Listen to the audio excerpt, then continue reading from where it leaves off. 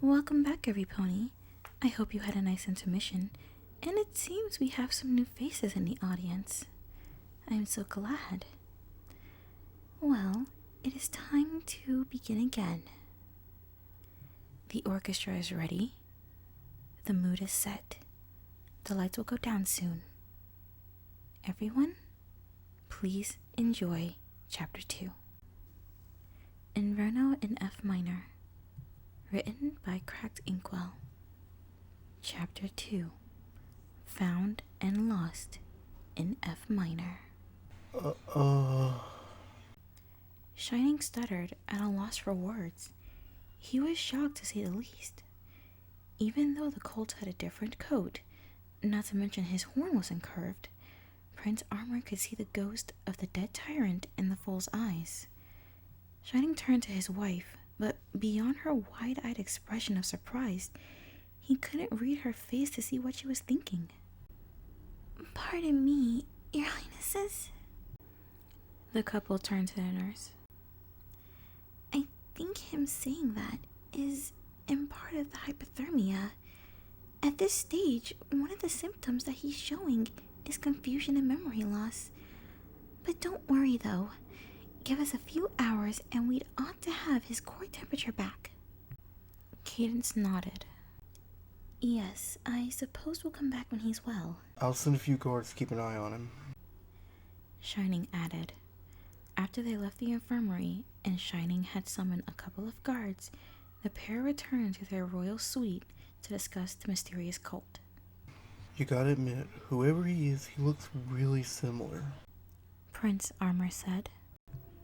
"But how do we know?" Cadence questioned. "After all, it could just be a coincidence that he looks like Sombra. It doesn't mean that he's his kid. Besides, if he was, why lock him away from every pony?" "Well, maybe. The guy didn't want ponies to know about his son. If I were him, and if I had a colt of my own, and I was one of the most hated ponies in history, I guess I might have done the same." "But why?"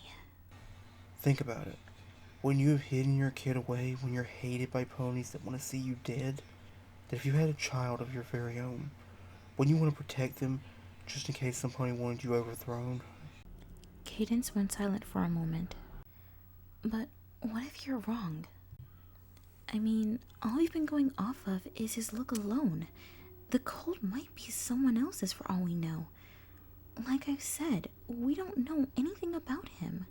Also, I think you might be jumping into conclusions a little too soon." Shining folded his forelegs. "Well, maybe I am. What if it turns out that he is?" The couple went back and forth debating until it was time that the two of them should interview the young unicorn. By the time they went back to the infirmary, they found that the colt was now fully awake and a good deal warmer than he had been just a few hours ago. Cadence gave the young stallion a warm smile. "Hello." To the Princess of Love's confusion, the unicorn jumped as soon as she spoke. You talk too?" The colt asked, genially surprised. "Well, of course I can. Every pony does." The unicorn shook his head. "No, they don't. Not until you and her started speaking. He pointed to the nurse. Which I find it really weird." "Why, haven't you heard another pony talk before?" Shining asked, tilting his head to the side. "Only me and my papa." The unicorn replied. "By the way," Cadence interjected, "what's your name?" The young stallion still had a look of puzzlement on his face when he answered. "It's Inverno. Don't any of you already know me?" "Not until recently. Shining answered. We didn't know you were even here until a few hours ago." Inverno blinked. Okay. So, who and what are you two?" "I'm Princess Miyamori Cadenza." The pink alicorn introduced herself. but I prefer if you call me Cadence. And this is my husband, Prince Shining Armor. But why are you like me? Inverno asked. You two aren't made out of crystal like that nurse over there. So why is that? Are we related somehow? Hey, did you say something about your dad? Shiny inquired. Inverno nodded. Do you happen to know what his name is? Sombra. The unicorn stated matter-of-factly.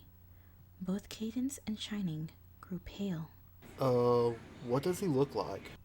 Shining asked. You want me to describe him?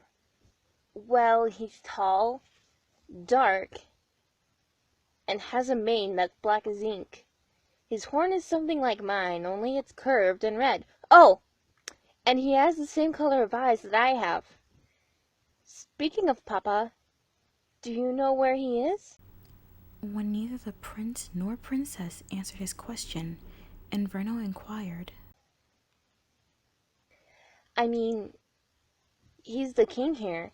He often sometimes would wear a silver crown and goes around with a red cape. You have seen him, right? Why are you two looking at me like that? Shining sighed. Oh, hey, look, kid. I don't know how to tell you this. Tell me what? Inverno, Cadence said cautiously. The truth is, your father isn't around anymore. The young stallion blinked. What do you mean? Kid, your dad is dead. Shining said. Sombra's son blinked, trying to process what he just heard. Then he began to laugh. Oh, good one. That's funny. but really, where is he? Inverno, Cadence said, giving him a sad look. This isn't a joke. Your dad is gone. For good. The unicorn stopped laughing. What? No. No. That's not true. It isn't at all. He's around here somewhere. Maybe I should go find him. Inverno got up from his bed, where the couple could see that he looked a little too thin and lacked a cutie mark. The young stallion got up from the bed and headed straight for the door. Papa? He called out. The royals followed him out the door. Papa? Where are you? I know you're here. I know you're here. Papa! Inferno, kid. Shining called out. There's no need to call him out. He's not here anymore. No! The colt shook his head, looking increasingly frantic. He's here. He's here somewhere. I know it. Papa, where are you hiding? Kid, stop. Shining grabbed the young unicorn's foreleg. He's dead. We saw him with our own eyes. I'm sorry to say this, but Sombra isn't hiding. He's gone. No! Inverno shook his head, anger in his eyes. You're lying. He's here. He has to be. Cadence stepped forward, an apologetic look on her face. He's telling the truth, Inverno.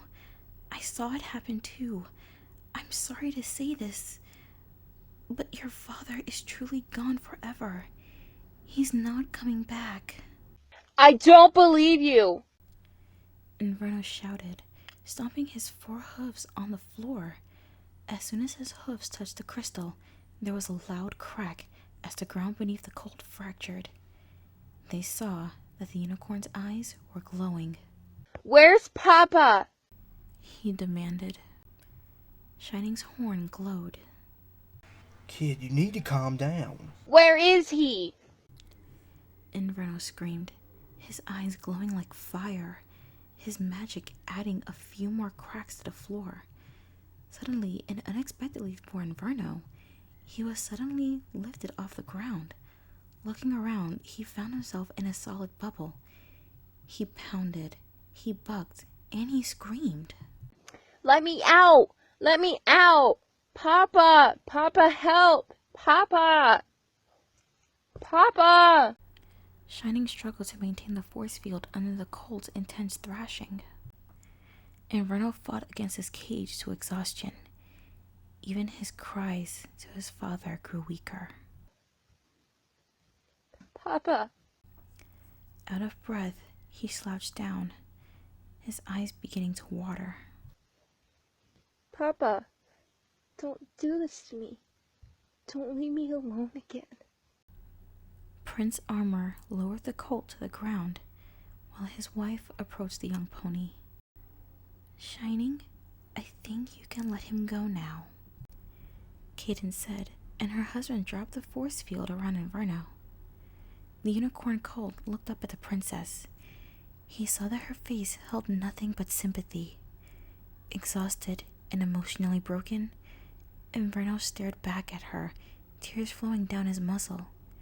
Cadence hugged the tyrant's son as she watched him come to grips with the truth. Papa! He whimpered as he cried the word into her withers. And that was chapter 2 to Cracked Inkle's story, Inverno in F minor. Well, everypony, this was unexpectedly sad. We now have the confirmation that Inverno is Sombra's child, but now he has to come to grips with the fact that his father is no longer here. I still wonder, why was he left in the castle? Aside from what Shining Armor and Cadence were arguing about earlier, it does pose a really high question. Why hide him in the castle, and why in such a freezing cold room? I'm sure that question will be answered as we continue. Right now, everypony, we are once again taking another intermission. Feel free to walk around and stretch. If you run out of snacks, get some more. Bring a friend next time you come for the next chapter. And we will all graciously wait your return.